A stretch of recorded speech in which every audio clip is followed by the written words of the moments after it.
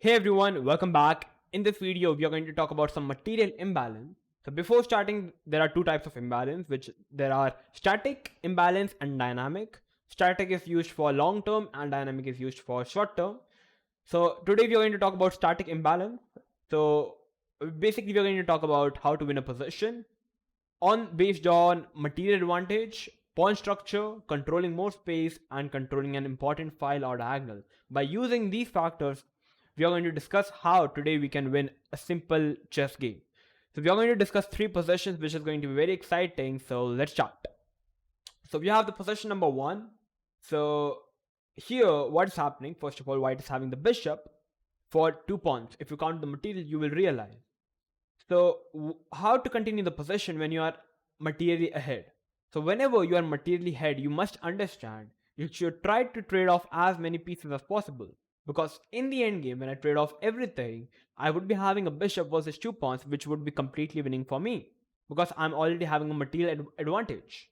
Whereas our opponent's idea or plan is to keep maximum pieces on the board so that he can he can just try to generate maximum counterplay in the position.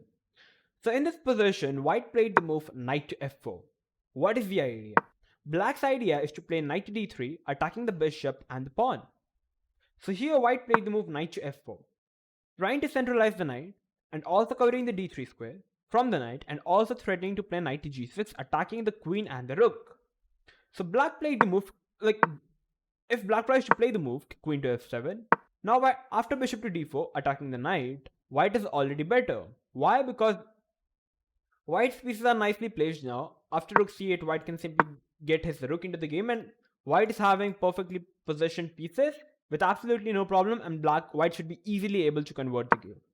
So going back a bit, in the game, after knight f4, black decided to sacrifice the rook for the knight. So already many of you guys must be wondering why black even sacrificed the rook. Because black was already materially down. And after sacrificing the rook for the knight, now black's idea after rook f8 is to put the knight on d3, which attacks the bishop and the pawn. Currently the pawn is attacked, so white tried to protect it, and now we have knight d3. And now if you count the material, white is having just a rook for the 2 pawns.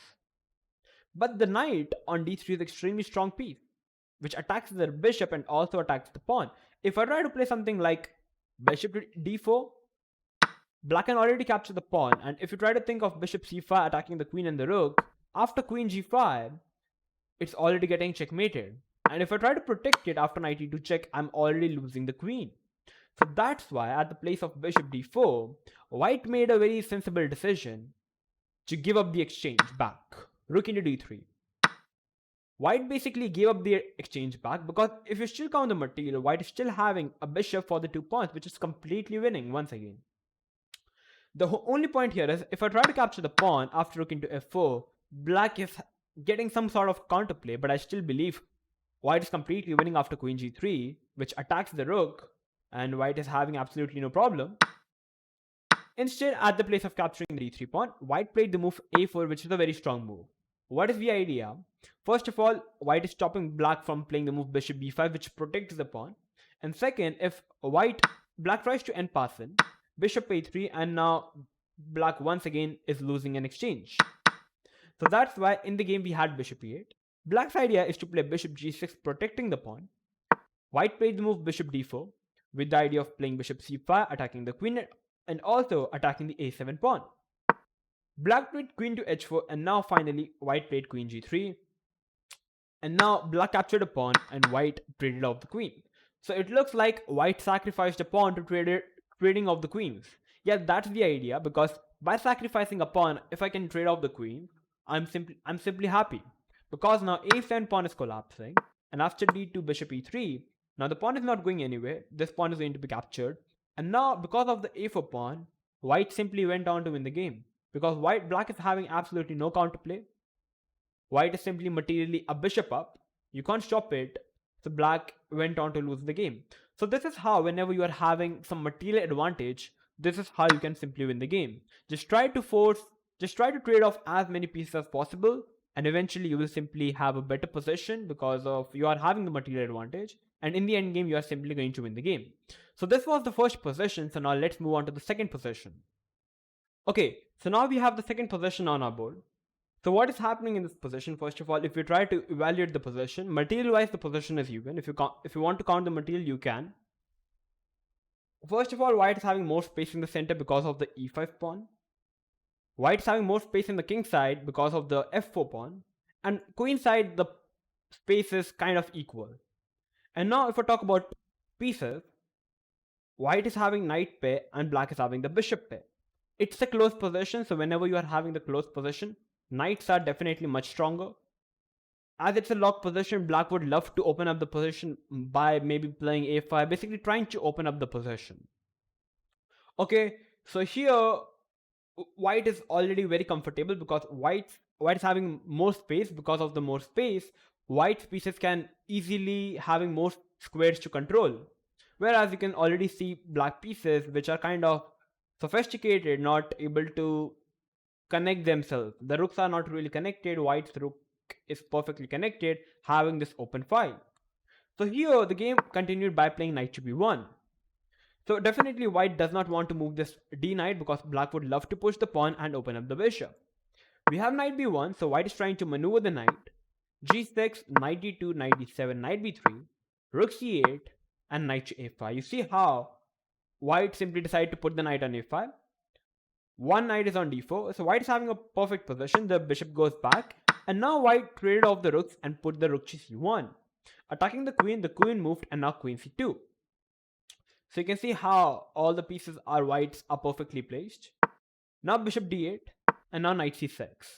So white decided to capture the bishop, and now you see white removed black's dark square bishop, which was controlling the dark squares, and now white is going to put his dark square bishop on h4, covering all the dark squares. White went in with the queen by playing queen c7. In the game we had queen b8. If black tries to trade off the queens, this is a lost position because white is going to now put the bishop on h4, attacking the rook. e6 pawn is already weak, you cannot move the king, and positionally it's just a lost position. So that's why black played queen b8, bishop f2 with the idea of bishop h4, queen b6, knight to f3, forcing off the queen trade, king to e8, trying to move the king, but now knight g5, attacking the pawn. Black tries to move the knight, protecting the pawn, and now bishop c5. Bishop landed on c5 square, attacking the rook, attacking the knight. The idea is to capture the knight and then capture the e6 pawn and eventually win the game. So we have knight d7 and now bishop d6. And you won't believe it, but after bishop d6, black simply resigned. Why? Because black is absolutely having nothing to play. Black is having less space. Black pieces can't move. White is having a perfect position and its pieces are perfectly placed. Now white is going to capture the e6 pawn and eventually win the game. Black is not really having a single good move to make in this position. So that's why black simply resigned. So you see how from an even material position we can easily outplay our opponent. We just need to have the proper understanding of the position. This is how you play this position.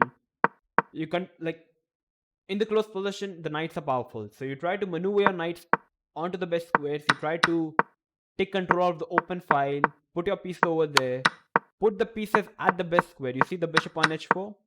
The bishop eventually goes on h4 and win the game. But here bishop goes on c5 and eventually white win the game. So this was the second position. So now let's move on to the third position. Okay, so now we have the third position on our board. This position is from the game between Magnus Carlsen playing with white versus Vishy Anand playing with black. So here, what is happening?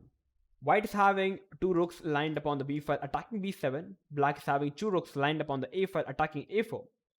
White is having the bishop, black is having the knight. As we know, white would love to open up the position. So here, Magnus decided to push the pawn to h4. Magnus' idea is he wants to push the pawn to h5. Maybe he wants to take, maybe he wants to play h6, trying to just minimize the space black is having, and then maybe the idea could be to checkmate the black king in the future. So Vishy decided to play h5, stopping Magnus' expansion.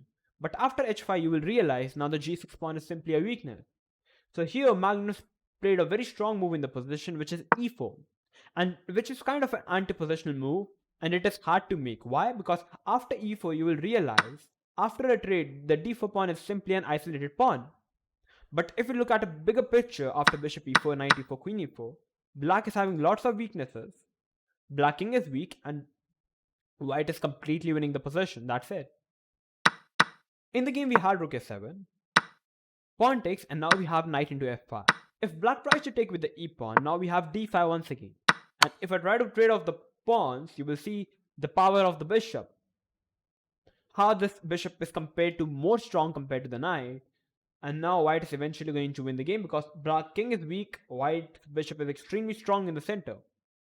So that's why at the place of capturing with the pawn, black decided to capture with the knight, attacking the pawn because the pawn is isolated. And now Magnus decided to reroute his pieces, maneuvering up pieces a bit. Both the sides were maneuvering the pieces.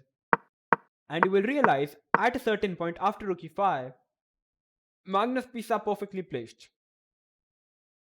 He's having perfect position. Vishy played the move 97, and now Magnus sacrificed on h5 his bishop. What is the idea? In the game we had rook into e5. If black captures the bishop, the idea is to give a check, one more check, and now the idea is to basically capture the rook in this position and be an exchanger. It's a check, you have to move the king, and white is an exchange up with a completely winning position. So that's why we have rook into, pawn into, and now in the game we had queen d5 check. But if Vishy decides to capture the piece now after a check, you will realize the rook is hanging. Black move the king, and now first you cannot capture the rook because after queen d5 check, you also lose the rook, and then black would be a piece up. So first rook f4 check, and now simply capturing the rook with a completely winning position because white is completely exchanger. So that's why in the game we had queen d5 check, bishop f3 come back, takes, rook goes over here, pushing up the pawn, once again trying to open up the light square for his light square bishop. Queen b2, attacking the pawn, opening up the diagonal for the queen, and now Magnus is a pawn up now. He gave a check, the position is opened up, and now by playing g4, now he's getting all his pieces into the game, even the pawn. And after something like knight over here, g5 check, and after g5 check, Vishy Anand decided to resign the game. Why? Because if you try to capture the pawn, rook g4, you have to move the queen, but then you lose the knight. The game is over. That's why after g5 check, Vishy decided to resign the game because there is nothing left to play. So this is how Magnus simply outplayed Vishy Anand from a very equal position. Like material is even, nothing more is happening, but this is the class of a player. You try to understand the long-term advantage you have, the static advantage. If you are having the bishop, try to open up the bishop the way Magnus did.